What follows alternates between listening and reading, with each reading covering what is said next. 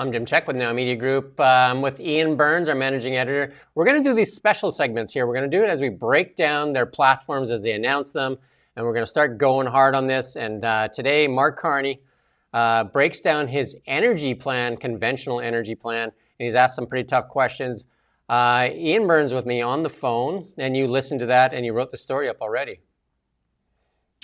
Yeah, I mean, it's interesting that we've chosen this as our first one because this is, in terms of the press release, this is the longest one I think that anyone has released so far, conservative or liberal. The NDP, despite my struggle, they will not send us press releases. I can't get hold of them. But yeah, it's very, very long, and there's a lot of words in here, but it's quite difficult. Just like a Mark Carney press conference answer, it's quite difficult to see exactly what it is that he's trying to achieve. But there are lots of generalizations, there's a promise to identify a list of nationally important energy projects and push ahead with them. There's a promise to make Canada dominant in both conventional and clean energy, and he promises that Canada will be one of the leaders in the world. There's the usual obligatory promise to separate from the United States and to become, to reduce reliance on the United States. And the classic, the Canadian classic, which is to have lots of conversations with First Nations and premiers and other stakeholders. But other than that, there's not an awful lot.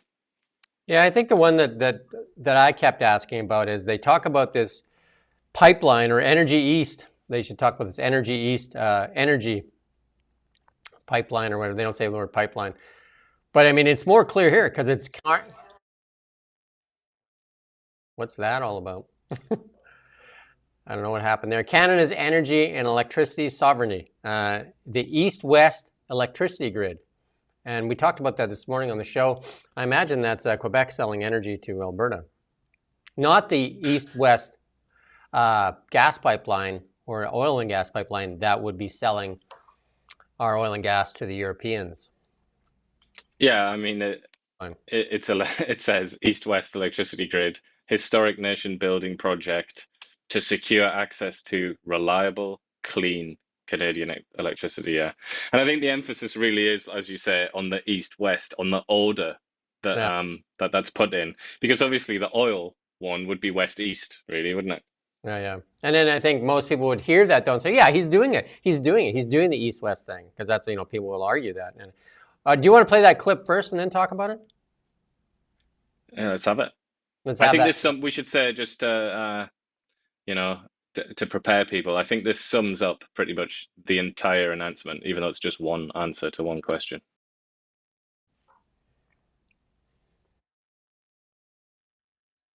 Tracking nation building projects. Yep.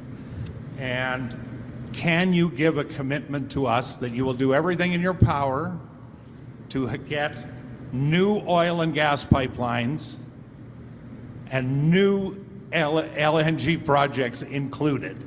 A real commitment. Okay, here. So first off, Rick, thank you for your question. It is great to be back in Alberta. Hey, I'm from Alberta. You don't need to tell me what Alberta is like. I'm from Alberta. I know this province. Tons of friends here. I got family here. I've known here. I grew it up here. I know. I'll be direct. I'm focused on results. I'm focused on specific projects. I'm focused, and I'm putting in place, as Prime Minister, put in place a process that was very clear. We're going to identify projects of national interest. Any major energy project, virtually any major energy project that comes from this great province, is going to pass the boundaries of other provinces, is going to be built on Aboriginal lands. They will need the consent and the support of other provinces, of les peuples autochtones, Aboriginal people.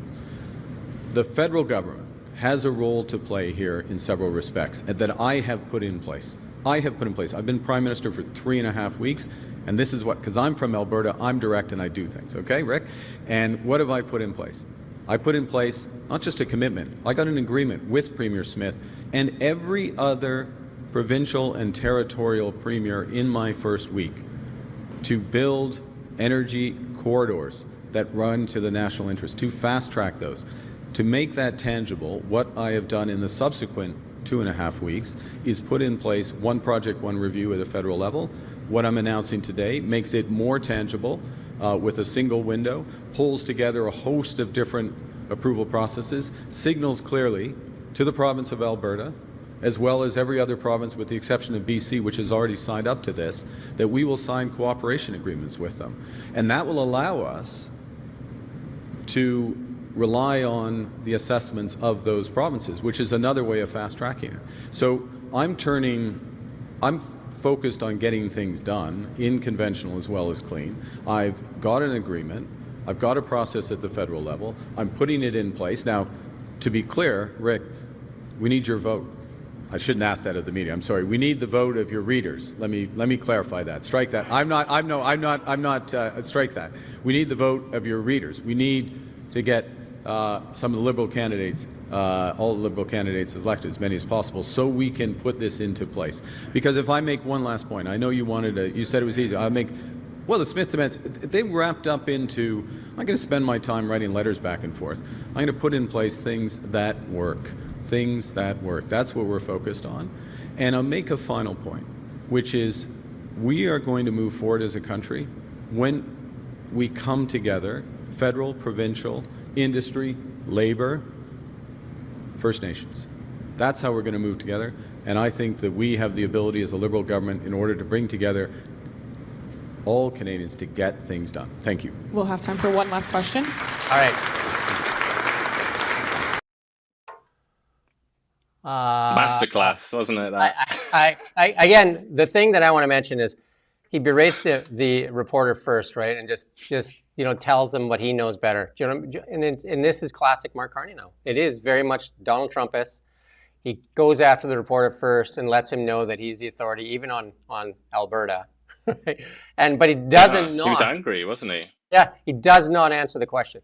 Does not answer the question on LNG and oil and gas. Does not, even though he tells you with authority that he has answered the question. I didn't hear an answer to that question. Do you have an answer to that question? No, I mean, I just to go back, like you say, where he really does have a go at the reporter there, doesn't he? I think and it is definitely not the first time. I mean, people were saying that he only did it to women or whatever, but that was a man, obviously. So I don't think he decides based on whether it's a man or a woman. But he was very belittling there, and he was also angry.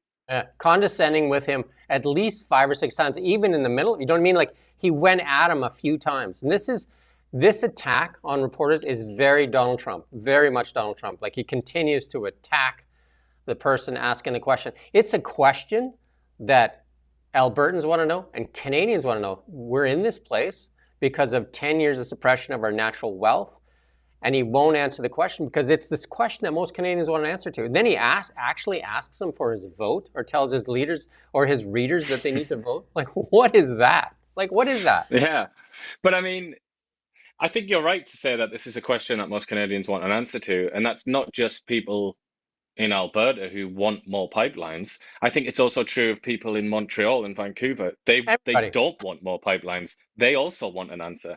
So I think like this guy, he was a local reporter, so he kind of he focused on the Alberta side, and he said, he was saying things you could just about hear in the background because his mic was sort of cut off. But he says like Albertans want a direct answer. So that's what really triggered Carney, and that's when he said like, look, don't tell me about Alberta. I grew up in Alberta and all the rest of that. But I mean, it's ironic because in his answer he said, I'm from Alberta and that's why I've answered this question directly. But he completely failed to answer it directly. He did not provide a direct response. He just said the usual sort of waffle words about I'm going to work with First Nations. I'm going to work with the premiers. I'm pragmatic and I do things. It's kind of, fair enough. That is one way to describe your political personality, and that is kind of interesting, or at least it was the first time I heard him say that. But that is not a direct answer to the question. The man's question was very clear. He said, will you do everything in your power to get more oil and gas pipelines in Alberta? And he did not answer that question. And the other slip there is that he's working with the premiers, Danielle Smith and David Eby, and he goes on to saying how he's working with them. But then he goes and he kind of slips and says, I already have the deal signed with BC, because I'm doubting Danielle Smith is going to sign anything that hinders oil and gas production and LNG. I mean, Well, she's made very clear that she won't. She won't touch anything like that. This energy east, no, it's energy east-west, which is electricity to Alberta as opposed to oil and gas to the east. And that is it. To me, the non-answer is the answer. And and filling it with a bunch of things where some reporters might pick up and say he's very clear in what he's going to do about energy. He's going to do all these studies. He's going to do all this thing. I didn't get clarity out of it. And I went to school. I figured out clarity, and I bet you most Albertans didn't go to Harvard. Most Albertans been working their whole lives and didn't live in New York and different places, and they can understand when there's a clear answer, and then when they're being Harvarded, with a bunch of mumbo jumbo word salad. Yeah, I almost feel like you're giving him, you're bigging him up too much there. You're glorifying what he did too much. It was almost like, it was a word salad, and it was a kind of evasion and a dodge that I think does discredit to him actually as a politician, which is what he is now. He needs to remember that. I think he did a very bad job as a politician. Not just in a kind of like as an Albertan, as a normal man or whatever. He did a bad job as a politician because he didn't really please anybody with that. I can't imagine the Green constituency of his own party. I can't imagine that they were delighted to hear what he said there. Because earlier on as well, he said he wants Canada to dominate the market for conventional energy. So he basically said he wants Canada to dominate the oil and gas market. So he said stuff there to alienate the Green types, but then he's also alienated Albertans and people who are pro-energy, because he just spoke for 5 minutes when he was asked a question, and the person that asked the question said, "Please be direct." So he's kind of alienated two groups there. Yeah, I think when he uses the word conventional, he's speaking mostly about electricity. He's not speaking about oil and gas and LNG. That's why he uses the word conventional instead of, he doesn't use the words oil and gas and LNG and talking about building and expanding those. He talks about how we need to be clean. He talks about how we need to be green. He talks about how they need to do better. It does not answer the question. Canada's economics are poor because they've suppressed our natural resources for 10 years. It takes 20 years to get a mine going. We've have one customer. We've been selling our oil and gas at a discount, Western Canadian Select, because we have no other markets. And as pointed out this morning when we did our show, because Mark Carney was one of the people that spoke out against the Northern Gateway pipeline. And that would have given us access to the Asian market. Mm-hmm. Yeah. Well, and that would have been more access to the Asian market, and then energy would have been more access to the European markets. Like, we really had the world at our feet there, didn't we? Because I mean, he's been asked this question plenty of times. That's why this reporter asked it in a direct way, and in no way did he get a direct answer, even though Mark Carney said, "I'm direct." That is the biggest spoof of all. You know what I mean? Like, saying, "I'm direct." Very well. He wouldn't do very well as a writer of fiction, because he's you're supposed to, when you write a story, it's supposed to be show, don't tell. But he's very much tell, isn't it? He's always like, "I'm direct, I'm this, I'm that." It's like, but you have to show me. You can't just tell me that's what you are. Don't tell me about Alberta. No, that's look, I had a quick look around Twitter just now before we came on here, and I saw that Pierre Poilievre has already jumped on this. He's already. I think that little clip there that we just played, that's going to get a lot of airtime, I imagine, on the internet at least in the next couple of weeks, because I think that was a gaffe that kind of, we've been looking, haven't we, for a very long time. We've been looking for some kind of certainty and clarity on his attitude, specifically to oil and gas. And I think, credit to that fella. I think he's from the Calgary Sun or something like that. Credit to him for asking that question, because that was a very important question. That was the question I wanted to ask. It was the right way to phrase it. Yeah, that's the question I wanted to ask forever. Just answer that question. And your non-answer is the answer as well. We're going to do this on all these platforms. On everybody's platform. We're going to try and do this. We might do 2 or 3 a day as they drop them. We're going to do if we see something drop from the Conservatives, we're going to try and catch up on some of them too, because there's a lot of stuff out there. And word salad is not really what we're looking for. We're looking for clarity. People are looking for clarity. They're looking for answers because he's right. All these people want your vote right now. Every one of them want your vote. And you deserve clarity. And that's what we're trying to do. We're trying to get to clarity. And anything else you want to add there before we sign off on this quick little segment? Yeah, I would just keep an eye on this subject, because this is in the political world, the way that the people that do this for a living, they know that this is a weak point for Mark Carney. They knew that already. And now that he's kind of stepped in it a little bit, they're going to attack even more, I think. So I would say get ready to hear a lot more about this. And his opponents are going to ask this question relentlessly. Let me be clear. I'll say this directly because I know Canada. I won't be. That was as clear as mud, and I think that speaks volumes.